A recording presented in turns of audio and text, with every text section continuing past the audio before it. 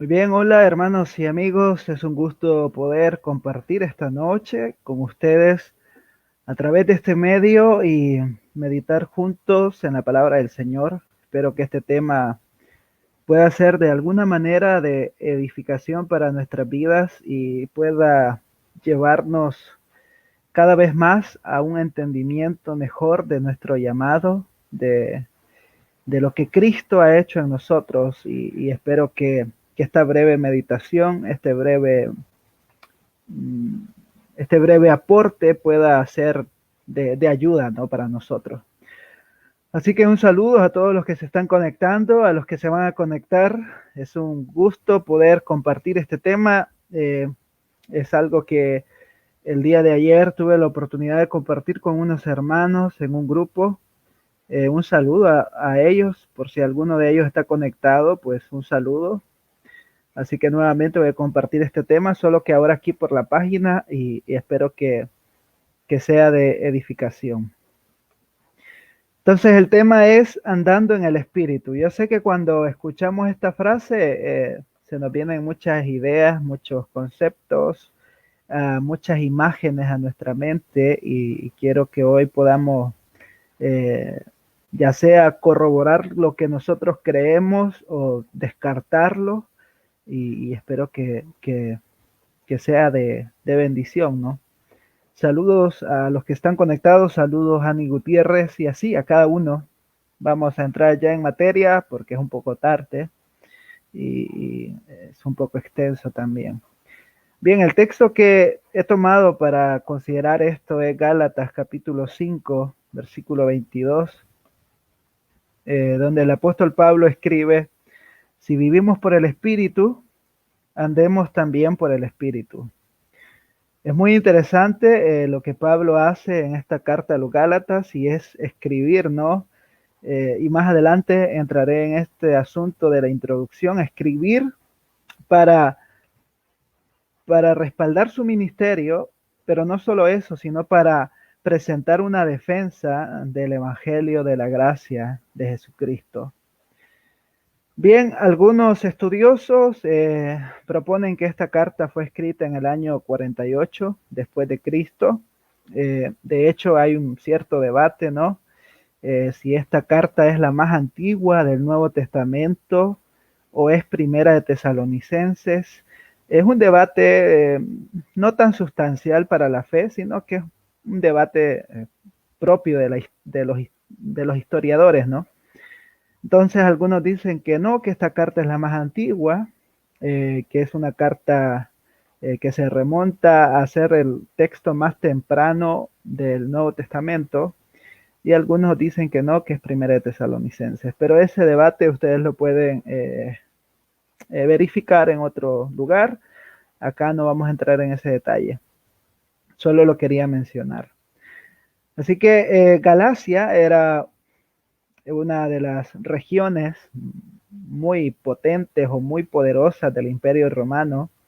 Si ustedes pueden notar aquí en este mapa, donde encontramos Bitinia, Ponto, Capadocia y todas estas regiones circunvecinas, ¿no? O aledañas a Galacia.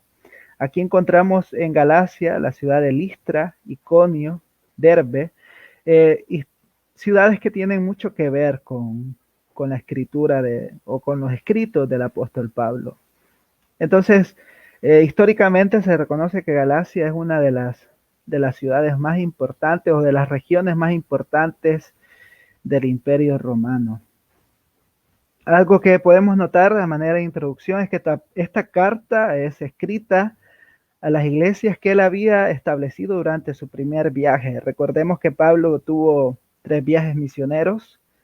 Algunos hablan acerca de 4 viajes, pero ese cuarto viaje es una especulación. No tenemos un dato muy preciso, ¿no? De si hay un cuarto viaje, pero sí podemos decir, conforme a lo que está en el Nuevo Testamento, que Pablo hizo estos viajes misioneros eh, extendiendo, ¿no?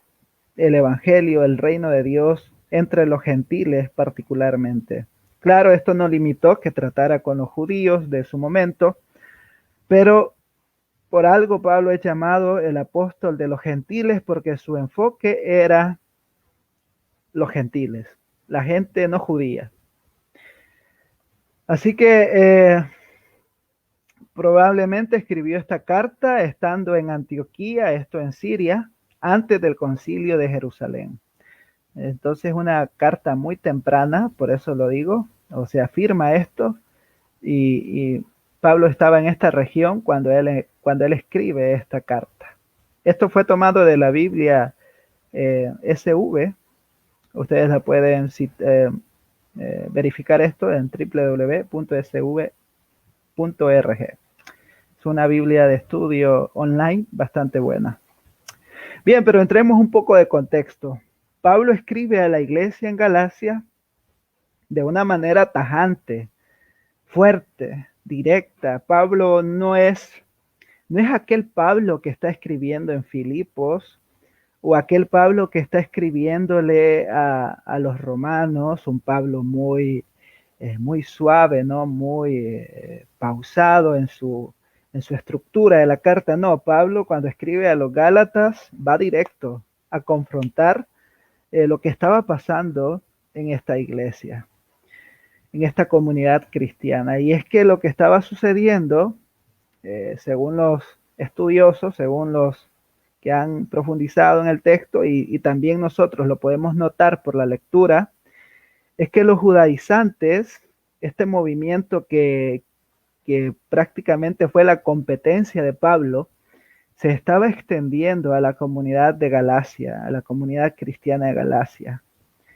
Y lo que los judaizantes promovían o proponían es que estaba bien creer en Cristo Jesús, qué bueno es, pero también es necesario hacer o cumplir lo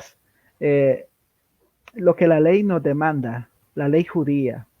Entonces ellos proponían la necesidad de la observación de la circuncisión, las regulaciones de la comida y todo lo que tiene que ver en cierto modo con la ley ceremonial o la ley moral e incluso algunos proponen la ley civil. Entonces Pablo, al saber esto, les escribe de una manera muy dura. Les dice que quién los ha hechizado, ¿no? En el capítulo 1, quién los ha hechizado, quién los ha seducido para que sigan a un evangelio contrario al que ya conocen. Ustedes pueden leer esto en Gálatas capítulo 1, estoy parafraseando nada más el texto. Y es bien interesante ver cómo Pablo hace esto. No anda ahí con paños tibios, no, él va completamente, con toda autoridad, a confrontar a sus hermanos. Entonces, en esta carta, que tiene 5 capítulos, el apóstol Pablo lo que hace es mostrarnos el evangelio de la gracia de Dios. Pablo hace un contraste muy notorio, de hecho utiliza una analogía que ustedes pueden encontrar ahí entre Sara y Agar, y nos muestra el evangelio y la ley. Y él muestra la importancia de la ley, pero la supremacía del evangelio. Es decir, la ley no es que no tenga nada que ver con el evangelio, la ley es una nodriza que nos conduce al evangelio, pero el evangelio es lo completo. Las buenas nuevas de Cristo es lo completo. Ya no hay sombras, ya no hay arquetipos, ya no hay nada, sino que Cristo es el cumplimiento de todas las esperanzas mesiánicas y de todas las sombras del Antiguo Testamento. Entonces es bien interesante lo que Pablo desarrolla en esos 4 capítulos que anteceden al capítulo 5. En ese sentido, Pablo en el capítulo 5, y también vale mencionar esto, Pablo está hablando también acerca de la justificación por la gracia, que es un tema un tanto recurrente en esta carta de Gálatas y en la carta a los romanos también. Así que no vamos a entrar en todos los detalles, porque sería exponer prácticamente los 6 capítulos de Romanos y estamos pensando más que todo en el capítulo 5. En el capítulo 5 encontramos esta expresión de andar en el Espíritu. Y en el capítulo 5, Pablo está exponiendo lo que es la libertad cristiana, esta nueva vida que tenemos ahora en Cristo Jesús. Pero este asunto de la libertad cristiana ha sido interpretado por muchos de manera equivocada y que ha llevado a que dos grandes males se propaguen en las comunidades cristianas. Y estos dos grandes males son el legalismo, que es hacer buenas cosas para ganar o mantener el favor de Dios. Ustedes, pues hay gente que piensa que si hace esto, pues Dios lo va a querer más, lo va a amar más, lo va a escuchar, qué sé yo. Y si lo deja de hacer, pues Dios ya no lo ama, ya no oye sus oraciones, etcétera, etcétera. El legalismo busca hacer obras para sentirse bien, supuestamente con Dios, para estar bien con Dios. Y por el otro lado tenemos el libertinaje, que básicamente es hacer lo que queramos porque ya tenemos el favor de Dios. Gente que llega a pensar, bueno, si Dios ya me bendijo y todo, pues vamos a hacer lo que nos venga en gana. Y esto es lo que Pablo dice, que están utilizando no hay que utilizar la libertad cristiana como ocasión para el libertinaje. Y luego Judas, allá en su carta, escribe que hay hombres perversos que han pervertido la gracia para el libertinaje, parafraseando aquí a los autores.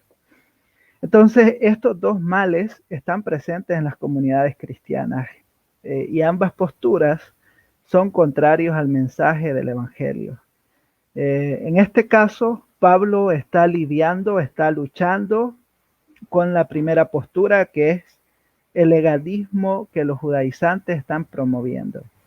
Ellos dicen, no, es necesario que hagas estas obras para realmente estar seguro de que eres salvo. Es muy similar a lo que el catolicismo romano propone. El catolicismo romano propone que para ser salvo, sí, hay que creer en Jesucristo como Salvador, pero es necesario hacer buenas obras. Entonces, ya alguien dijo esto en alguna ocasión. Para algunos la salvación es Cristo más obras igual salvación. Sin embargo, el Evangelio nos muestra que la salvación es solo por Cristo.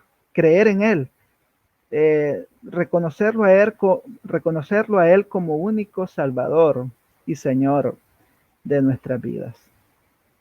Entonces Pablo aquí empieza a hablar acerca de la justificación por la fe, las obras de la ley, y en este capítulo 5, el apóstol Pablo hace una especie de aplicación de lo que ya expuso, ¿no? En todos los 4 capítulos anteriores. Pablo aquí ya está como haciendo aplicaciones eclesiásticas o personales de todo lo que él ha venido desarrollando previamente. Bien, entonces la pregunta que nos genera aquí es, ¿qué es andar en el Espíritu? Porque todos tenemos un concepto de esto.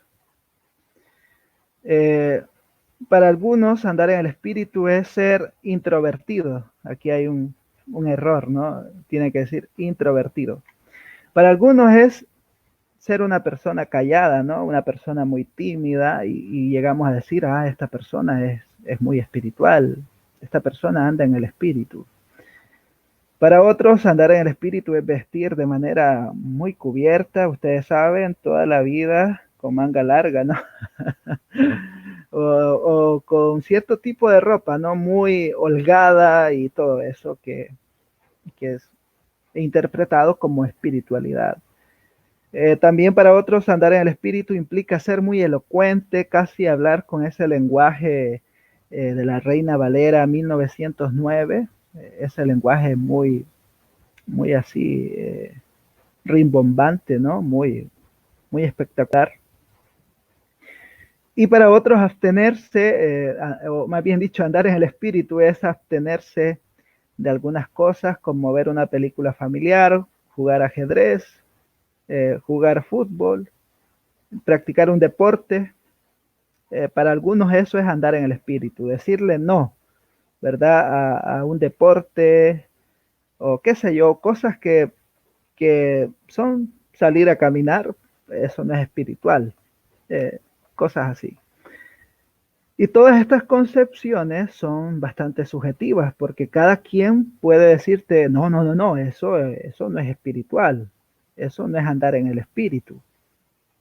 Y puede ser que a mí no me guste, puede ser que a mí no me parezca y digo, "Ah, ¿sabes qué? Sí, mejor digo que eso no es espiritual".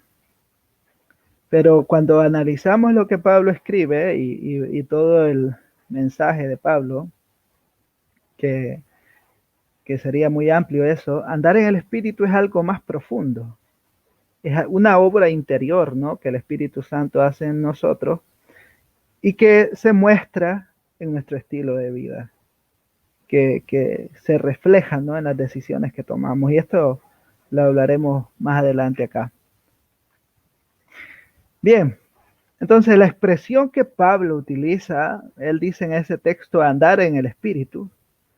La palabra para caminar o para andar que Pablo utiliza ahí en el griego es peripateita. Esta palabra griega en su uso más amplio significa caminar alrededor de alguien o caminar en dirección de alguien, en pos de alguien. Y en los días de Aristóteles, sus estudiantes, sus discípulos, los discípulos de Aristóteles, este filósofo griego, sus estudiantes eran conocidos como peripatéticos, debido a su hábito de seguir a su maestro. Es decir, aquellos que eran discípulos de Aristóteles, que eran estudiantes de Aristóteles, tenían que andar cerca de él, porque él andaba caminando y andaba filosofando, ¿no? O aportando sus ideas, y aquellos tenían que estar cerca de él para escuchar qué es lo que estaba diciendo. De ahí viene esta figura que Pablo, de esta palabra que Pablo está utilizando. Entonces, para el cristiano, andar en el Espíritu o ser guiado por el Espíritu significa seguir a nuestro Maestro, significa ir en pos de Cristo Jesús, significa ir en pos de Él, no en pos de nuestros deseos, de nuestras motivaciones, de nuestro ego, sino negarnos a nosotros mismos y seguir a Jesús. Por eso Jesús claramente cuando llama a sus 12, les dice, sígueme, sígueme. Eh, Hay una conexión, un vínculo de obediencia, de compromiso en esa expresión que Jesús utilizó. Y también nos la dice a nosotros, ¿no? Hay que seguirlo a Él, no a nosotros mismos, no a lo que a nosotros nos parezca. Entonces Pablo está utilizando esa palabra, andar en el Espíritu. Bien, pero consideremos algunas cosas puntuales. No digo yo que aquí encierre toda la respuesta que esta pregunta amerita, pero podrían ser algunas cosas que están dentro del contexto paulino para hablar acerca de andar en el Espíritu. ¿Qué es andar en el Espíritu? Es consagrar continuamente nuestra vida al Señor en todas las áreas. Es dedicarnos a Él, es entregarnos a Él, es darnos a Él. El Señor trabaja en nosotros y nosotros lo reflejamos en nuestras acciones. Este escritor llamado David Peterson, en su libro Poseído por Dios, dice que la santificación se trata de ser poseído por Dios y expresar esa relación distintiva y exclusiva por la forma en que vivimos. Y esto es muy claro. La regeneración no es excluyente a la santificación.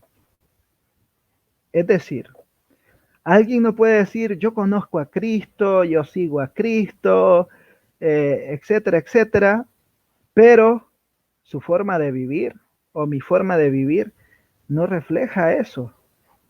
Y hoy en día está muy de moda esto, ¿no? Por utilizar una frase, Es muy común ver gente que dice ser cristiana, pero, pero uno dice, pero ¿por qué haces esto que claramente no es conforme a lo que las escrituras nos muestran? ¿Por qué no estás luchando contra el pecado? ¿Por qué no estás mortificando esos deseos pecaminosos? ¿Por qué no lo estás haciendo? Entonces surge ese concepto de que podemos ser cristianos, pero sin dejar de ser, o de buscar, o de amar los placeres de este mundo. Pero me gustó este concepto que este autor utiliza, que esa relación distintiva y exclusiva se muestra en la forma que vivimos. Es que así es. Entonces un cristiano, un verdadero cristiano, refleja que vive para el Señor. Este escritor, que es de la época de la Reforma, Erasmus Arserius, dice, no es suficiente morir para pecar, también debes vivir para la justicia si quieres tener una nueva vida. El concepto que él transmite acá es que sí, es cierto, hay que morir a nosotros, pero hay que vivir también para el Señor. Y más bien dicho, Pablo lo dice de una mejor manera en Gálatas capítulo 2, versículo 20. Ya no vivo yo, sino que Cristo vive en mí. Pero ese que Cristo vive en nosotros no es una cosa de que, muy bien, ahí te voy a dejar Jesús, dime qué es lo que tengo que hacer. Es decir, yo no voy a poner de mi parte o yo no voy a hacer nada. Si lo siento, lo voy a hacer. Si no, pues no lo haré. No funciona así. Es un trabajo donde el Espíritu Santo nos impulsa a vivir esa nueva vida.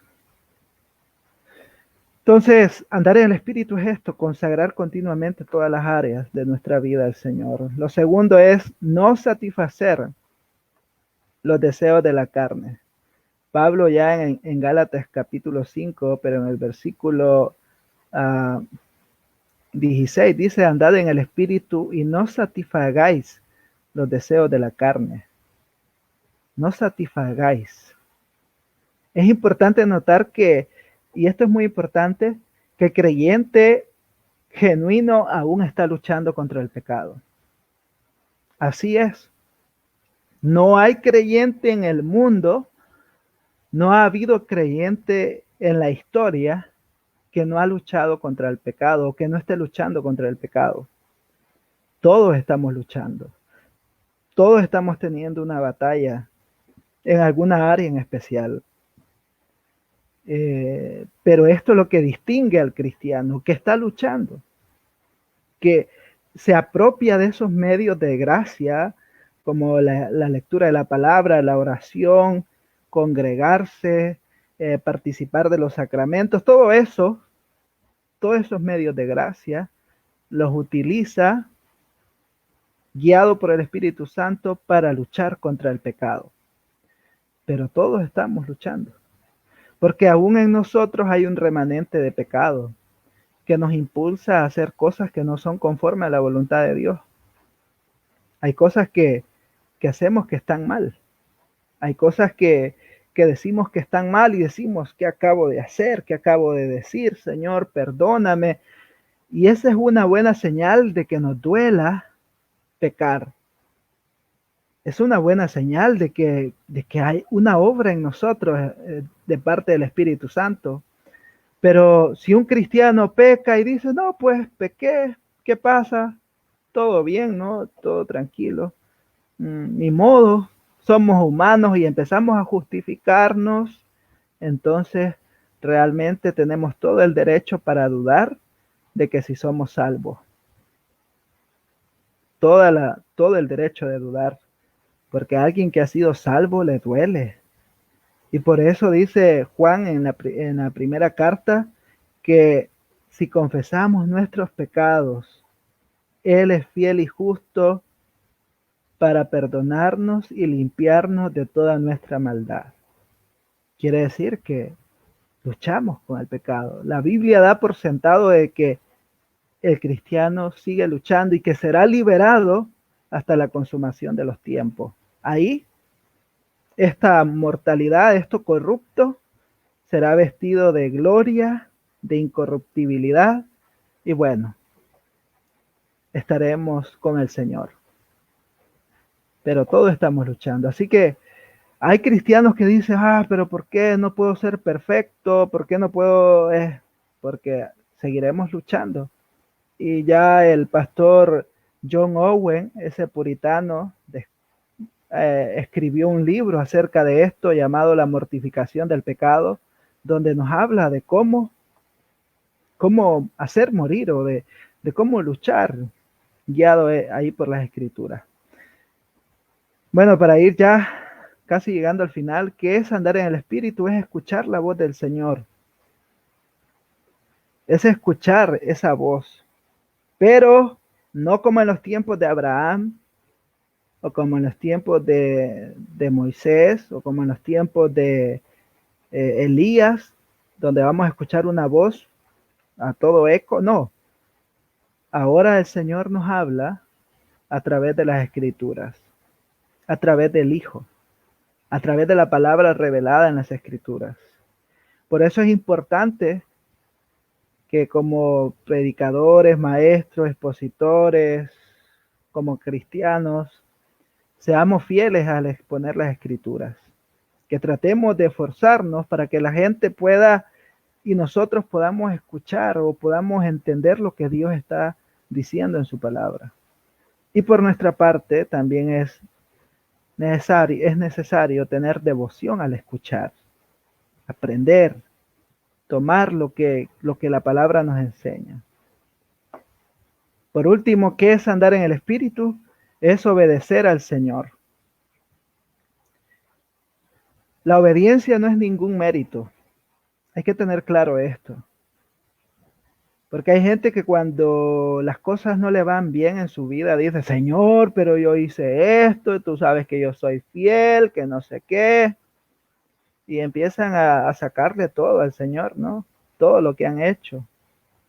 Pero es que la obediencia no es mérito para nada.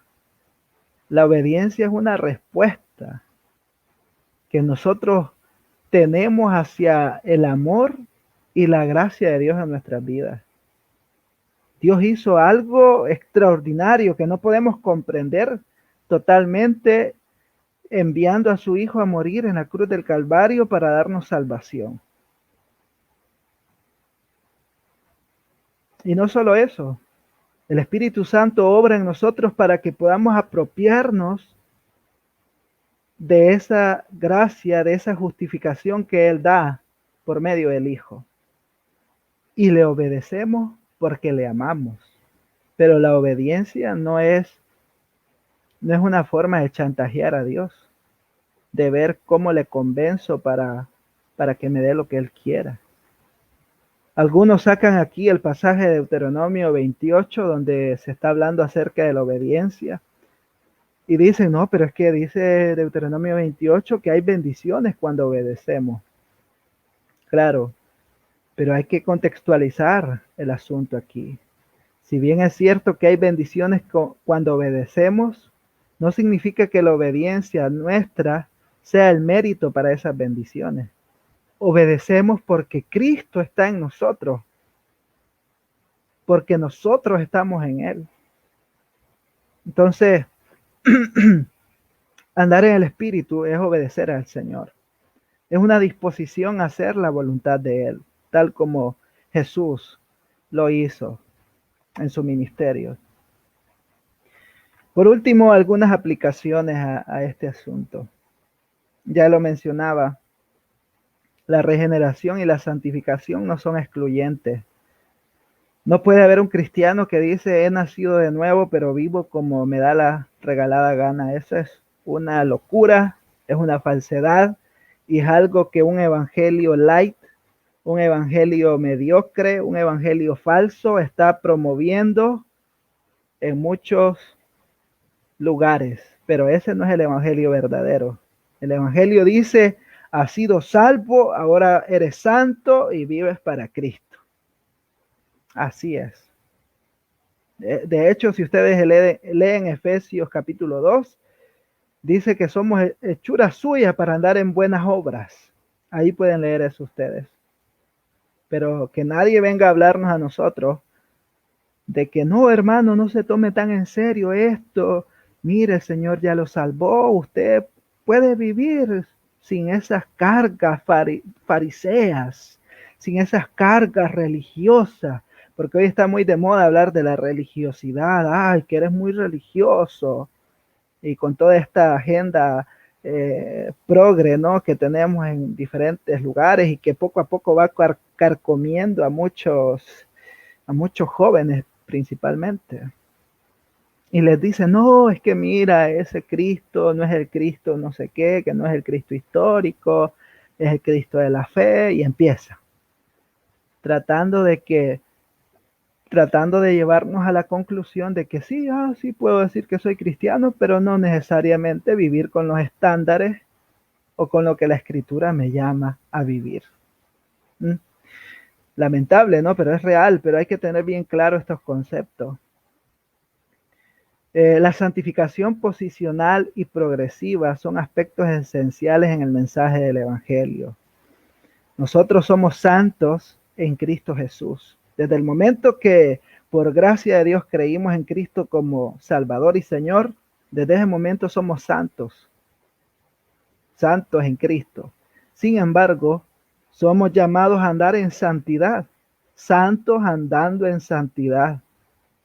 Y eso se le llama santificación progresiva. Soy santo, es mi posición en Cristo, pero soy llamado a andar en santidad, a vivir para el Señor. Por eso el verdadero cristiano anhela, desea, procura, lucha, qué sé yo, pero tiene ese fervor por vivir y consagrarse al Señor continuamente. Esa es la realidad que las Escrituras nos muestran. Dos cosas más y termino. Las buenas obras no pueden producir ningún mérito. Por muy buenas obras que usted haga, eso no sirve de nada. Fuera de Cristo son hojarasca, son cosas vanas. Que el prójimo, que la gente le puede decir que bien lo que has hecho, claro que sí, puede recibir la alabanza de los hombres, pero jamás la aprobación de Dios. Porque toda obra fuera de Cristo es inmundicia. Algunos teólogos hablan aquí de la gracia común, pero aún así es algo que no lleva el sello de Cristo. Y por último, andar en el Espíritu es posible porque el Espíritu está en cada creyente. Alguien puede decir, pero yo no creo poder hacer todo esto. Es que claro, nosotros en nuestras fuerzas, en nuestras capacidades, no podemos. Sería muy difícil, imposible, mejor dicho. Pero como está el Espíritu Santo en nosotros, somos capacitados para hacerlo. El Espíritu Santo produce ese querer y ese hacer en nosotros de vivir para el Señor, de andar en el Espíritu. Y esto hay que tenerlo muy claro también. Andamos en el Espíritu porque el Espíritu Santo está en nosotros. Así es la cuestión. Bueno, hermanos, eso es lo que les quería compartir esta noche. Sé que este tema podría dar para más aplicaciones, para más contenido, pero quería compartir algo muy breve con ustedes, esperando que sea de edificación y motivándonos unos a otros a vivir para el Señor.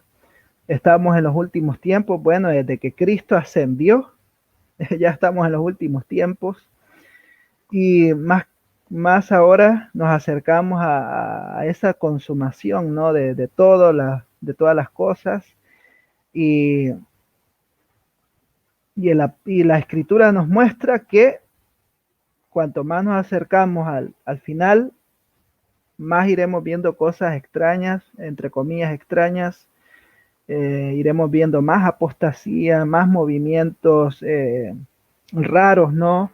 Que van a atentar contra nuestra fe, que van a tratar de golpear nuestra, nuestra confianza en las escrituras.